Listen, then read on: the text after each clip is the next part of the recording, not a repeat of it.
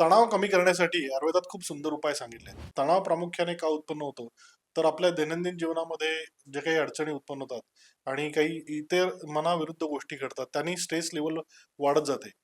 तणाव आणि आपल्या शरीरातील दोषांचा संबंध आहे. प्रामुख्याने वात-कफ दोष शरीरात जेव्हा वाढतो, तेव्हा मानसिक तणाव वाढलेला दिसून येतो. विचारचक्र चालू होतं. एकामागे एक विचार येत राहतात. एन्झायटी सारख्या तक्रारी उत्पन्न होतात. तणाव या घटकाला आपण डिप्रेशन आणि एन्झायटी याच्यामध्ये मोडू शकतो. तर तणाव कमी करण्यासाठी प्रामुख्याने एक सुंदर उपाय म्हणजे नियमित व्यायाम. सकाळी उठल्यानंतर तुम्ही केलेला व्यायाम हा एन्डॉर्फिन्स नावाचे चांगले हार्मोन्स शरीरात निर्माण करायला उपयोगी पडतो. ज्याच्यामुळे तुमचा तणाव तुम्ही मॅनेज करू शकता.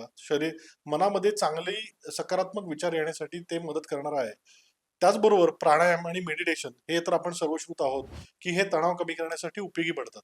आयुर्वेदीय औषधांमध्ये उल्लेख केलेले ब्राह्मी, शंखपुष्पी, जटामांसी यांसारख्या वनस्पती तणाव कमी करण्यासाठी उपयोगी पडतात.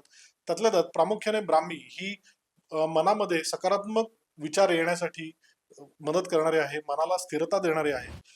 शंखपुष्पी तुमच्या मेंदूला उत्तेजना देणारे आहे. मनाला चालना देणारे आहे.